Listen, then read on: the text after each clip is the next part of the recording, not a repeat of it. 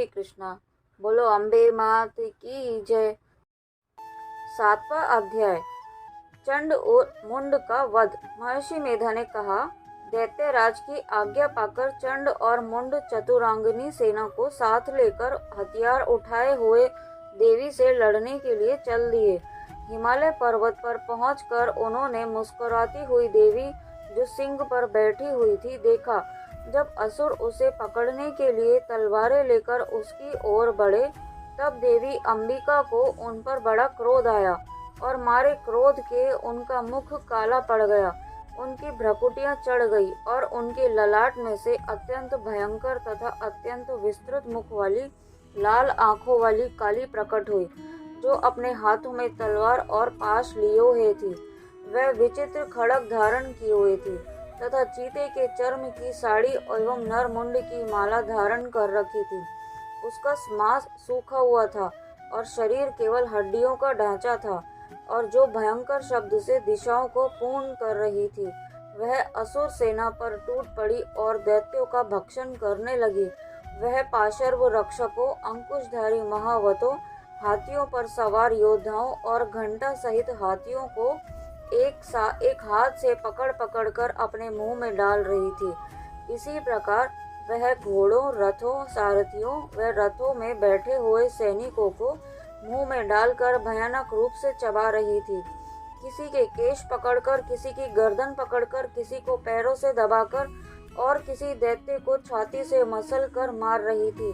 वह दैत्यों के छोड़े हुए बड़े बड़े अस्त्र शस्त्रों को मुंह में पकड़कर और क्रोध में भरकर उनको दांतों से पीस रही थी। उसने कई बड़े बड़े असुर भक्षण कर डाले, कितनों को रौंद डाला और कितनों को उसकी मार के मारे भाग गए। कितनों को उसने तलवार से मार डाला, कितनों को अपने दांतों से समाप्त कर दिया। इस प्रकार से देवी ने क्षण भर में संपूर्ण दैत्य सेना को नष्ट कर दिया। यह देख महापराक्रमी चंड देवी की ओर लपका और मुंड ने भी देवी पर अपने भयानक बाणों की वर्षा आरंभ कर दी और अपने हजारों चक्र उस पर छोड़े। उस समय वह चमकते हुए बाण व चक्र देवी के मुख में प्रविष्ट हुए। इस प्रकार दिख रहे थे जैसे मानो बहुत से सूर्य मेघों की घटा में प्रविष्ट हो रहे हों।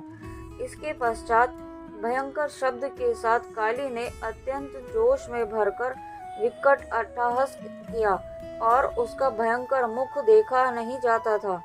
उसके मुख में श्वेत दांतों की पंक्ति चमक रही थी।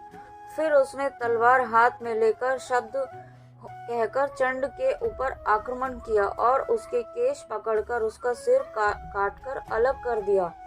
चंड को मरा हुआ देखकर मुंड देवी की ओर लपका, परंतु देवी ने क्रोध में भरकर उसे भी अपनी तलवार से यमलोक पहुंचा दिया। चंड और मुंड को मरा हुआ देखकर उसकी बाकी बची हुई सेना वहां से भाग खड़ी हुई। इसके पश्चात काली चंड और मुंड के कटे हुए सिरों को लेकर चंडिका के पास गई और प्रचंड अट्टहास के साथ कहने लगी, हे देवी, चंड और मुंड दो दैत्यों को मारकर तुम्हारी भेंट कर रही हूँ। अब शुंभ और निशुंभ का तुमको स्वयं वध करना है।